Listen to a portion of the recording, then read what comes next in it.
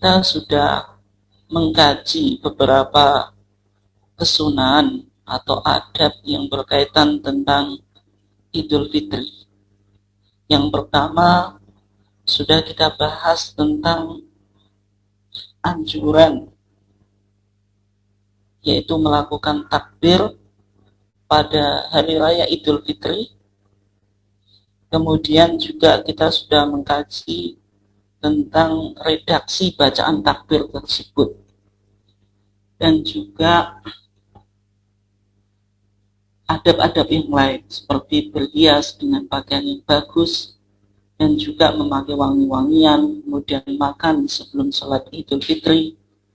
Kemudian juga kita dianjurkan untuk menuju al-musalla atau tempat sholat Id itu dengan berjalan. Dan ketika kita pulang, dianjurkan juga untuk melewati jalan lain, yaitu jalan yang tidak kita lewati pada saat berangkat. Kemudian juga kita sudah membahas tentang bahwasanya Idul Fitri itu dianjurkan untuk dihadiri oleh semua elemen umat Islam, baik anak-anak kecil maupun orang-orang dewasa, baik muda, kemudian tua, kemudian laki-laki, perempuan, dan sebagainya. Dan bahkan wanita yang sedang haid pun dianjurkan untuk mendatangi al-musholla, yaitu tanah lapang yang digunakan untuk menjalankan ibadah sholat Id, meskipun mereka ya tentu tidak ikut sholat, tetapi hanya dianjurkan untuk mendengarkan khutbah yang disampaikan oleh khatib. Nah, kemudian kita sampai pada bagian yang kedua, yaitu tentang beberapa hal, dan nanti kita akan coba bahas tentang kaifiyatus sholatil Id, yaitu tata cara sholat Id. Yang pertama, Bapak Ibu sekalian yang dimuliakan Allah, pada kesempatan ini kita akan mencoba membahas tentang tempat pelaksanaan sholat Id. Dan maksudnya sholat Id itu apakah baik dilakukan di tanah lapang atau di masjid, karena masjid itu tempat yang paling mulia misalnya. Maka di dalam tuntunan sholat Id yang dirumuskan oleh Majelis Tarjih, maka dikatakan bahwasanya tempat pelaksanaan sholat Id itu dianggap lebih afdol, lebih utama dilakukan di al-jabanah. Al-jabanah itu adalah mushola, yaitu tempat lapang yang digunakan untuk sholat Id. Ya, istilah al-mushola itu sebenarnya istilah yang digunakan untuk tanah lapang yang jaraknya itu kurang lebih 200 meter dari Masjid Nabawi. Nah, sehingga nanti bisa kita temukan di dalam hadis Rasulullah, misalnya yang diriwayatkan oleh Al-Imam Bukhari, di sana dijelaskan, kana Rasulullah sallallahu alaihi wasallam yakhruju yaumal fitri wal adha ilal musalla. Bahwasanya Rasulullah sallallahu alaihi wasallam itu keluar pada hari raya Idul Fitri dan Idul Adha ilal musalla, yaitu ke tanah lapang. Musalla di sini merefer atau menunjuk pada tanah lapang yang jaraknya itu kurang lebih 200 meter dari Masjid Nabawi. Nah, sehingga prakteknya Rasulullah Shallallahu Alaihi Wasallam itu selalu menjalankan sholat Idul Fitri dan Idul Adha di musola ini. Dan hanya sekali saja Rasulullah Shallallahu Alaihi Wasallam itu menjalankan sholat Idul Fitri dan Idul Adha, itu menjalankan sholat Id di masjid, karena ketika itu ada udzur yang berupa hujan lebat. Nah, oleh sebab itu dari hadis ini, misalnya kalau kita lihat komentar para ulama, di antaranya yang disampaikan oleh Al-Imam An-Nawawi di dalam Syarhu Muslim, atau syarah atau komentarnya Imam Nawawi terhadap kitab Sahih Muslim, maka hadis yang kita baca tadi, yaitu hadis Abu Sa'id Al-Khudri. Ini dipahami sebagai dalil bagi orang yang menganjurkan bahwa sholat id itu sebaiknya dilakukan di tanah lapang. Itu dianggap lebih mulia daripada dilakukan di masjid. Nah, kenapa semacam itu? Padahal masjid itu adalah syaraful makan, adalah tempat yang paling mulia. Karena melihat praktek yang dilakukan oleh Rasulullah. Di dalam praktiknya ketika Rasulullah Shallallahu Alaihi Wasallam itu menjalankan sholat id, maka Rasulullah itu selalu menjalankannya di musola atau di tanah lapang. Dan hanya sekali saja Rasulullah menjalankannya di masjid. Itu pun karena ada sebab. Sebabnya apa? Karena ketika itu hujan lebat. Nah, oleh sebab itu kata Imam An-Nawawi, yang dipraktekkan oleh mayoritas umat Islam di seluruh dunia ini, mereka menjalankan sholat id itu ya di tanah lapang, tidak di masjid. Dan kecuali penduduk Mekah, yang mana sejak dulu penduduk Mekah itu menjalankan sholat id di Masjidil Haram. Tetapi di tempat-tempat yang lain, mayoritas umat Islam itu menjalankan sholat id di tanah lapang. Nah, oleh sebab itu kalau kita lihat di putusan tarjih di Garut, yaitu keputusan tarjih di Muktamar Tarjih ke-20 di Garut tahun 1976, maka di sana dikatakan wa tusallil idain, dan engkau menjalankan sholat dua id, yaitu Idul Fitri dan Idul Adha, rokaatain ini 2 rakaat fi jama'atin, secara berjamaah, fi jabanatin, yaitu di tanah lapang, ay al musola, maksudnya tanah lapang, illa li udrin, kecuali ada udur.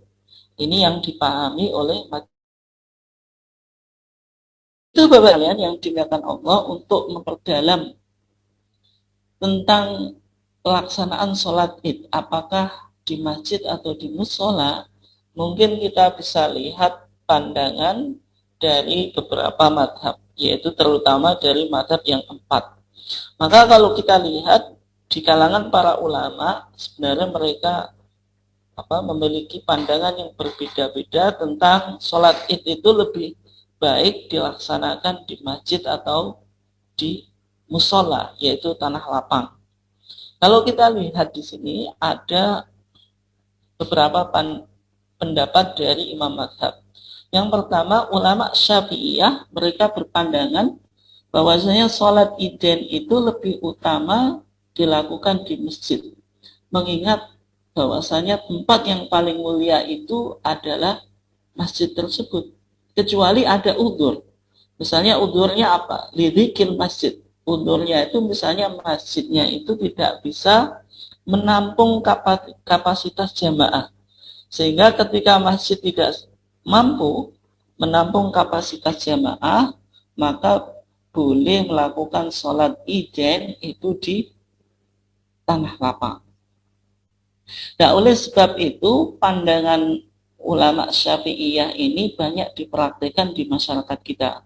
Karena notabene masyarakat yang ada di negara kita ini secara umum mengikuti mazhab Syafi'i. Tetapi di sisi yang lain ada beberapa pandangan di luar mazhab Syafi'i. Misalnya kalau kita lihat menurut ulama Malikiyah, yaitu pengikut Imam Malik, mereka berpandangan bahwasanya sholat idain itu lebih baik dilaksanakan di lapangan. Dan bahkan menurut mereka makruh melakukan sholat idain di masjid, kecuali Masjidil Haram. Jadi menurut ulama Malikiyah, sholat idain itu lebih baik dilakukan di tanah lapang. Dan mereka berpandangan hukumnya makruh melakukan sholat idain di masjid kecuali di Masjidil Haram. Kemudian yang keempat, yang ketiga, pandangan ulama Hambaliyah. Mereka berpandangan bahwasanya melakukan sholat idain di tanah lapang itu hukumnya sunnah. dan mereka menganggap bahwasanya melakukan sholat Idain di masjid itu hukumnya makruh, tidak ada pengecualiannya. Maksudnya tidak dikecualikan sebagaimana mazhab Maliki tadi, kecuali di Masjidil Haram. Tapi kalau menurut ulama Hambaliyah tidak ada pengecualian, termasuk melakukan sholat Idain di Masjidil Haram ini juga hukumnya apa? Makruh. Dan kemudian yang terakhir menurut pandangan Hanafiyah atau ulama dari pengikut Al-Imam Abu Hanifah. Mereka berpandangan bahwasanya melakukan sholat Idain itu di lapangan itu hukumnya sunnah. Dan mereka menganggap makruh melakukannya di masjid, termasuk Masjidil Haram. Berarti ini sama dengan pandangannya ulama Hambaliyah. Kalau kita lihat dari 4 mazhab, maka 3 mazhab yaitu mazhab Maliki, mazhab Hambali, dan mazhab Hanafi, ternyata mayoritas mereka mengatakan bahwasanya sholat Idain itu yang lebih afdol dilakukan di lapangan. Dan mereka berpandangan bahwasanya makruh atau tidak disukai melakukan sholat Idain itu di masjid. Kecuali mazhab Syafi'i yang mereka berpandangan bahwasanya sholat Idain itu lebih baik di masjid. Karena beranggapan bahwasanya masjid itu asyraful makan atau tempat yang paling mulia. Nah, sehingga kalau kita lihat dari sini, maka 3 mazhab itu berpendapat bahwasanya sholat itu lebih baik dilakukan di lapangan. Dan sehingga praktek mayoritas umat Islam di dunia itu menjalankan sholat Idainnya itu di lapangan, tidak di masjid. Nah, oleh sebab itu, Bapak Ibu sekalian yang dimuliakan Allah, kalau kita melihat dari hadis Nabi dan juga keterangan yang ada tadi dari beberapa mazhab, maka di sini Muhammadiyah berpandangan bahwasanya sholat Idain itu lebih baik dilakukan di tanah lapang atau yang disebut dengan musola. Ada beberapa argumentasi yang mendukung kesimpulan dari Majelis Tarjih Muhammadiyah. Misalnya kalau kita lihat hadis dari Ummu Atiyah, maka an Ummi Atiyah taqalat, dari Ummu Atiyah ia berkata, umirna an nukhrija al-awatiq. Ini pakai tak seharusnya, bukan pakai tok. Kami diperintah untuk mengeluarkan al-awatiq, yaitu gadis-gadis remaja, wal huyyat, dan wanita-wanita yang sedang menstruasi, fil Idain, di 2 hari raya Id, yaitu Idul Fitri dan Idul Adha. Yashhadna al-khair, supaya mereka menyaksikan kebaikan. Wa da'watal muslimin, dan dakwah orang-orang muslim. Wa ya'tazilu al-huyyat al-musalla, ini seharusnya al-huyyat. Dan wanita-wanita yang haid itu menjauhi musola. Musola di sini yaitu tanah lapang. Dan sehingga kalau kita melihat keterangan hadis Ummu Atiyah, ini menunjukkan bahwasanya wanita di zaman Rasulullah, baik gadis-gadis remaja maupun al-khuyat, wanita yang sedang menstruasi, itu disuruh mendatangi musola, yaitu tempat sholat yang berada di tanah lapang, yaitu sekitar 200 meter dari Masjid Nabawi. Hanya saja al-khuyat, wanita yang sedang menstruasi, itu tidak dianjurkan berbaris di shaf yang wanita-wanita yang tidak haid di situ menjalankan sholat. Hanya saja mereka dianjurkan untuk mendatangi musola tadi, supaya bisa mendengarkan khutbah, bisa mendapatkan wasiat dan juga nasihat dari Rasulullah. Dan sehingga keterangan ini memperkuat bahwasanya praktek sholat Id yang dilakukan di zaman Rasulullah berdasarkan keterangan hadis Ummi Atiyah yang diriwayatkan oleh Al-Imam Bukhari dan Muslim, menjelaskan sholat Id itu tidak dilaksanakan di masjid. Nah kemudian Di samping keterangan hadis Ummu Atiyah, ada keterangan hadis dari Abu Hurairah, dari sahabat Abu Hurairah yang diriwayatkan oleh Abu Dawud, kemudian Ibnu Majah, bahwasanya pernah kejadian di zaman Rasulullah, bahwasanya Rasulullah itu yang menjadi kebiasaan, yang menjadi tradisi Rasulullah itu menjalankan sholat Iden itu di musola, tetapi pernah kejadian Rasulullah itu tidak menjalankan sholat Id di musola, tetapi di masjid. Tetapi kalau kita lihat ternyata itu ada alasannya. Dan sehingga digambarkan di dalam hadis Abu Hurairah, innahum ay as-sahaba, sesungguhnya mereka sahabat, asobahum matorun, apa? Pada suatu saat mereka diguyur hujan lebat. Fi yaumi idin, di hari raya Id. Fasalla, maka Rasulullah salat bihim dengan para sahabat. Siapa an-nabiyyu nabi? Salat al-Id, yaitu salat Id fil masjid, di masjid. Jadi hadis ini menjelaskan bahwasanya secara umum Rasulullah itu di dalam prakteknya, di dalam menjalankan sholat Iden itu di musola, yaitu tanah lapang, dan hanya sekali saja Rasulullah menjalankan sholat Iden, menjalankan sholat Id itu di masjid, karena itu pun ada sebabnya, yaitu asobahum mator, yaitu ketika itu para sahabat diguyur hujan. Nah, oleh sebab itu dari beberapa keterangan hadis ini, Majelis Tarjih misalnya di Muktamar di Garut tahun 1976 itu diputuskan secara resmi bahwasanya Muhammadiyah di dalam menjalankan sholat Id itu fi jabanatin, yaitu di tanah lapang, ay al-musola, illa li udren, kecuali karena ada udur. Ini bisa dilihat di HPT yang nanti akan menjadi jilid 2, meskipun ini belum dipublish,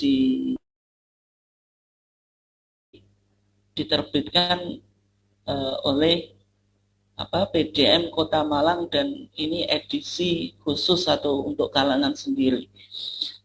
Ya, tetapi di dalam sejarahnya ternyata meskipun secara resmi Muhammadiyah baru memutuskan bahwasanya sholat Iden itu dilakukan di lapangan tahun 1976.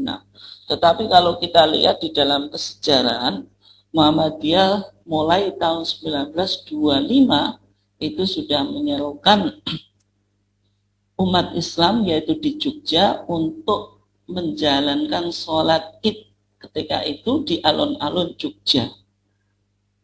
Nah, meskipun ketika itu menuai protes, baik protes dari kelompok tradisional pada waktu itu, karena kelompok tradisional beranggapan bahwasanya sholat Id itu lebih baik dilaksanakan di masjid, dan ini sudah menjadi tradisi umum di kalangan masyarakat, sehingga ketika Muhammadiyah tahun 1925 itu menjalankan sholat Id di alun-alun Jogja, maka ketika itu mendapatkan kritik yang cukup tajam dari kalangan tradisional. Yang kedua, ketika itu juga mendapatkan kritik dari pemerintah Hindia Belanda yang menganggap bahwasanya melaksanakan sholat Id di lapangan itu memberikan ancaman terhadap stabilitas nasional di dalam pemerintahan Belanda, karena dikhawatirkan akan memunculkan aksi-aksi yang nanti akan menyebabkan kekacauan atau stabilitas nasional terganggu di pemerintahan Hindia Belanda. Nah, oleh sebab itu mulai dari 1925 ketika itu Muhammadiyah mencoba menjalankan agama sesuai dengan praktik Rasulullah, karena praktik Rasulullah itu sholat Idnya itu di lapangan, maka oleh Muhammadiyah diikuti. Ketika itu ya tadi mendapat hambatan baik dari kaum tradisional maupun pemerintah Hindia Belanda. Nah, kemudian setelah mendapatkan hambatan tadi, ternyata Muhammadiyah tetap getol dan tetap istiqomah bagaimana menjalankan sunnah atau tradisi Rasulullah ini. Sehingga tahun 1926 seluruh cabang Muhammadiyah dari berbagai daerah ketika itu disuruh untuk menjalankan sholat id di tanah lapang. Dan sampai tradisi itu meskipun awal-awal mendapatkan hambatan, tetapi tradisi itu mulai diterima di kalangan masyarakat Islam di Indonesia, dan akhirnya sampai sekarang pun kita memiliki kebebasan, dan bahkan sudah lumayan banyak kaum muslimin yang menjalankan sholat id di tanah lapang. Ini sejarah yang kita miliki di dalam persyarikatan kita. Nah, kemudian Bapak Ibu sekalian yang dimuliakan Allah, sekarang kita coba bahas tentang waktu sholat Idul Fitri. Nah, waktu sholat Idul Fitri itu dilaksanakan pada pagi hari, yaitu dimulai dari matahari setinggi tombak sampai waktu zawal, yaitu matahari bergeser ke barat. Ini waktu pelaksanaan sholat Idul Fitri, yaitu dilaksanakan di pagi hari, dimulai dari matahari setinggi tombak sampai waktu zawal, matahari bergeser ke barat. Kalau kita lihat beberapa keterangan ulama, misalnya pendapat Ibnu Qayyim al-Jauziyah. Menurut keterangan Ibnu Qayyim al-Jauziyah dalam kitabnya Zadul Ma'ad, ia mengatakan Nabi SAW itu biasa mengakhirkan sholat Idul Fitri dan mempercepat pelaksanaan sholat Idul Adha. Dan nanti kita lihat alasannya. Kenapa kalau sholat Idul Fitri itu diakhirkan? Karena di antara alasannya supaya waktu menunaikan zakat fitri itu lebih luas atau lebih longgar. Nah, kemudian kalau Idul Adha, kenapa dianjurkan dipercepat? Ya, supaya pelaksanaan kurban itu cepat dilakukan. Nah, kemudian misalnya ulama yang lain, ada pandangan Abu Bakar Jabir al-Jazair dalam kitabnya Minhajul Muslim. Maka di sana dikatakan tujuan sholat Idul Fitri agar diundur, agar kaum muslimin masih punya kesempatan untuk menunaikan zakat fitri. Sedangkan sholat Idul Adha dikerjakan lebih awal adalah agar orang-orang dapat segera menyembelih kurban, sebagaimana yang kita sudah sampaikan tadi. Kemudian juga misalnya Ibnu Qudamah al-Maqdisi, ulama yang cukup karismatik dan kredibel dari ulama dari mazhab Hambali, dalam kitabnya Al-Mughni juga semacam itu. Nah, kemudian tadi intinya di pelaksanaan sholat Idul Fitri yang akan kita laksanakan itu sebaiknya waktunya agak siang, jangan sampai terlalu pagi. Nah, kenapa alasannya? Alasannya tadi supaya waktu pembayaran zakatul fitri, zakat fitrah itu lebih longgar berdasarkan keterangan hadis Ibnu Abbas yang sudah pernah kita bahas pada saat pada saat kita membahas tentang zakatul fitri. Bahwasanya menurut keterangan Ibnu Abbas di sana dikatakan man addaha qabla sholati fa hiya zakatun maqbulatun. Siapa yang menunaikan zakatul fitri sebelum sholat, maka ia disebut sebagai zakat yang diterima. Wa man addaha ba'da sholati fa hiya shadaqatun minas shadaqat. Barang siapa yang menunaikan zakat fitrah setelah sholat, maka ia hanya sekedar sedekah dari beberapa sedekah. Nah, ini artinya bahwasanya waktu pembayaran zakatul fitri, karena waktunya sangat sempit di sini, maka dilonggarkan. Dan cara melonggarkannya bagaimana? Yaitu kita menjalankan sholat Idul Fitri itu agak siang.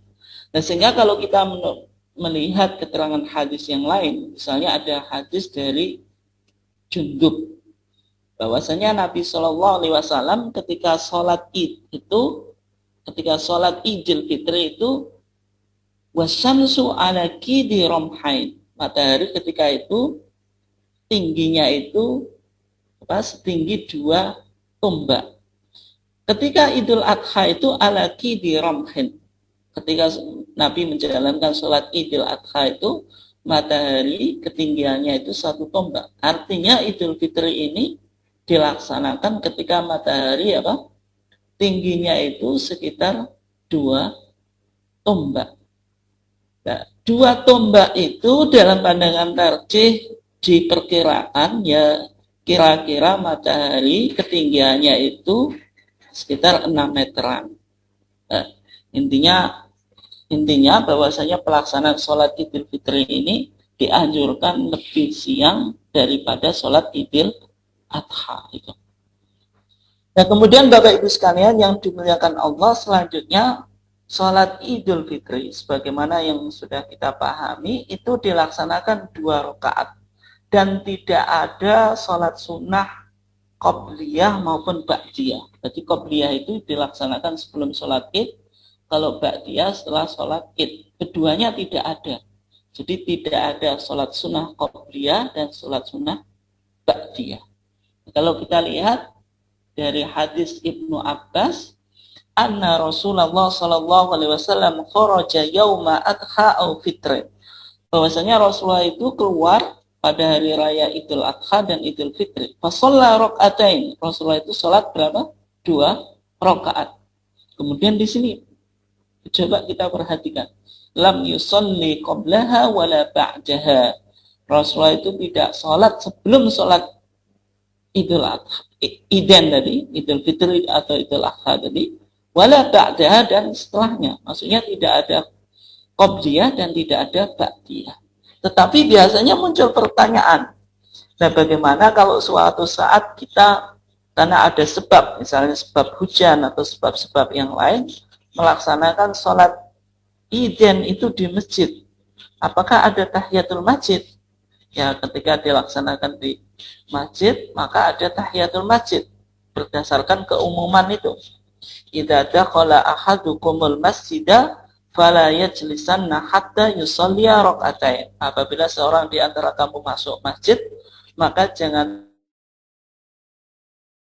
sudah melaksanakan sholat 2 rakaat. Jadi kalau pelaksanaannya di masjid karena misalnya ada udzur, nah, untuk menjalankan tahiyatul masjid ya tetap seperti biasa, yaitu maksudnya apa? Diperbolehkan.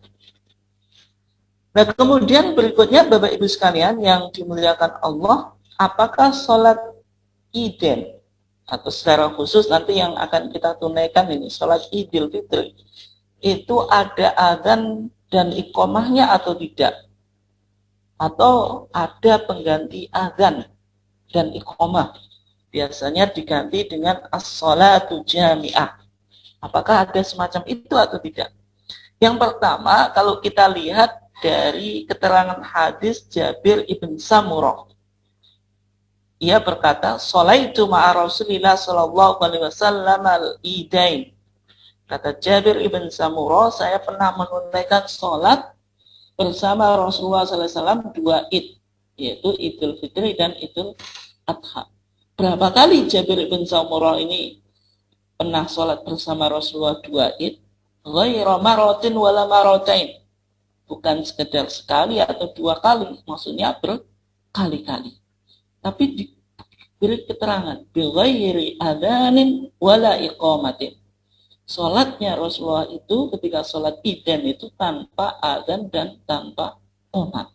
Berarti hadis ini memberikan penjelasan bahwasanya sholat Iden, Idul Fitri dan Idul Adha itu ditunaikan, dilaksanakan tanpa seruan adzan dan qomat. Tanpa seruan adzan dan qomat. Nah, kemudian yang menjadi pertanyaan Bapak Ibu sekalian yang dimuliakan Allah, kalau tidak ada adzan dan qomat, apakah ada seruan pengganti adzan dan qomat sebagaimana banyak dipraktikkan di masyarakat, bahwasanya adzan dan qomatnya itu diganti dengan as-sholatu jami'ah. As-sholatu jami'ah. Nah, kalau kita lihat misalnya di sini pandangan Ibnu Qayyim al-Jauziyah di dalam kitabnya Zadul Ma'ad, ia mengatakan jika Nabi sampai ke tempat sholat, beliau pun mengerjakan sholat id tanpa adzan dan iqamah. Juga ketika itu untuk menyuruh jamaah tidak diucapkan apa? As-sholatu jami'ah. Nah, terus yang menjadi apa? Pertanyaan, dari mana asal as-sholatu jami'ah yang dilakukan di masyarakat? Ya sebenarnya hadis tentang as-sholatu jami'ah itu seruan itu dilakukan Nabi ketika Nabi menjalankan sholat ketika Nabi menjalankan sholat al-kusufain, yaitu gerhana matahari dan gerhana bulan. Misalnya di dalam hadis yang dinukil oleh utusan tarjih, yaitu di Muktamar di Garut tahun 1976, ketika bicara tentang sholat kusufain, yaitu gerhana matahari dan bulan. Itu dinukil hadis Aisyah, anna syamsa khasafat ala ahdi Rasulillah sallallahu alaihi wasallam. Ketika matahari itu pernah gerhana di zaman Rasulullah, faba'atha munadiyan, maka Rasulullah mengutus orang untuk mengucapkan as-sholatu jami'ah, salat, yaitu ucapan as-sholatu jami'ah. Dan sehingga di dalam pelaksanaan salat al-kusufain, menurut majelis tarjih, maka imam itu boleh menyuruh muadzin untuk mengucapkan as-sholatu jami'ah sebagai seruan atau ajakan orang-orang supaya mengikuti salat kusufain, yaitu gerhana matahari dan bulan. Nah, dari hadis Aisyah tadi, di kalangan para ulama, misalnya ulama Syafi'i, itu mengkiaskan bahwasanya semua sholat yang dilaksanakan secara berjamaah yang tidak ada keterangan adzan dan qomatnya dari Nabi, maka boleh dikiaskan atau dianalogikan dengan sholat kusuf, yang mana ada hadis yang sahih riwayat Bukhari dan Muslim dari sahabat Aisyah atau dari istri Rasulullah Aisyah, bahwasanya ketika terjadi gerhana matahari di zaman Rasulullah itu menyuruh muadzin untuk mengatakan as-sholatu jami'ah. Bisa dibaca as-sholatu jami'atun atau as-sholata jami'atan. Itu keduanya boleh. Nah, karena Muhammadiyah di dalam masalah qiyas, yaitu ijtihad, berpandangan bahwasanya qiyas itu dilakukan walaysat hiya min al-umuri al-ibadah al-mahdhah. Qiyas itu dilakukan tetapi konteksnya itu bukan ibadah mahdhah. Karena ini konteksnya ibadah mahdhah, ya berarti tidak bisa dilakukan qiyas.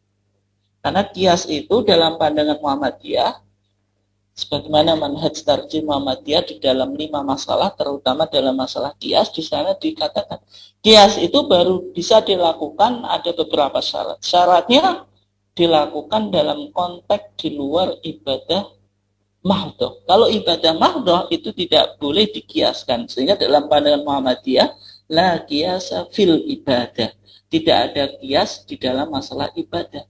Karena seruan azan ini ibadah, maka tidak boleh juga diganti dengan as-sholatu jami'ah tadi, dengan dikiaskan hadis Aisyah dalam praktek Rasulullah dalam sholat kusufain. Ya, sehingga dari sini dalam pandangan majelis tarjih, sholat idain itu ya tidak ada seruan as-sholatu jami'ah gitu. Nah, kemudian Bapak Ibu sekalian yang dimuliakan Allah, yang perlu diperhatikan di sini, terutama juga di kalangan warga Muhammadiyah ketika menjalankan sholat id atau sholat idain, ini khusus bagi imam. Maka imam itu dianjurkan membuat sutroh. Sutroh itu apa? Pembatas sholat, yaitu yang fungsinya supaya orang itu tidak melewati di depan orang yang sholat itu. Nah, sehingga imam itu dianjurkan untuk membuat sutroh. Kenapa kok imam? Karena sutrotul imam, sutrotun lil makmumin, kaidahnya kan gitu. Sutroh sholatnya imam itu sutroh sholatnya para makmumnya. Sehingga yang ditekankan itu imamnya untuk membuat sutroh sebelum memulai sholat. Ini penting juga. Dan sutroh itu wujudnya bisa apa saja. Ya, bisa berupa batu, bisa berupa lembing atau tombak, bisa berupa misalnya sajadah yang kita pakai itu juga bisa berfungsi sutroh, atau bahkan kalau tidak ada sama sekali cukup dengan garis itu juga bisa. Yang intinya sutroh itu menjadi tanda supaya tidak ada orang lain yang melewati ketika kita menjalankan sholat. Nah ini dalam praktiknya Rasulullah itu juga melakukan atau membuat sutroh ketika Rasulullah mengimami di dalam sholat Id. Kalau kita lihat dalam keterangan hadis Muslim, an Ibnu Umar, dari Ibnu Umar, anna Rasulullah sallallahu alaihi wasallam kana idza kharaja yaumal Id. Bahwasanya Nabi itu ketika keluar pada hari raya Id, amara bil hirbah. Rasulullah itu meminta hirbah. Hirbah itu semacam lembing, pisau kecil gitu. Fatudha baina yadayhi. Maka hirbah tadi, lembing tadi diletakkan di depan Rasulullah. Fayusolli ilaiha, maka Rasulullah sholat menghadap hirbah tadi. Sebagai apa? Sebagai sutroh supaya tidak dilewati oleh orang yang lewat. Wanas wara'ahu, dan para sahabat itu di belakang Rasulullah. Wa kana yaf'alu dzalika fis safar. Demikian juga dalam praktiknya Rasulullah ketika sholat dalam keadaan bepergian itu juga meminta hirbah tadi, lembing tadi. Wa min thamma, maka dari sana ittakhadaha al-umara. Maka para raja atau amir juga ketika menjalankan sholat Iden itu di depannya dibuat sutroh juga. Nah, kenapa kok umaro? Karena umaro itu secara umum dalam sejarah Islam yang menjadi imam sholat itu ya umaro gitu. Jadi mereka yang menjadi imam sholat Iden dan juga umar. Para sejarah lintasan sejarah Islam itu mereka juga tradisinya apa, meletakkan hirbah atau lembing di depannya sebelum mereka apa, mengimami sholat Id. Itu yang dilakukan oleh para umara. Dan kemudian Bapak Ibu sekalian yang dimuliakan Allah, kita cukupkan di sini. Kalau ada pertanyaan dari Bapak Ibu sekalian, kalau tidak kita nanti coba lanjutkan.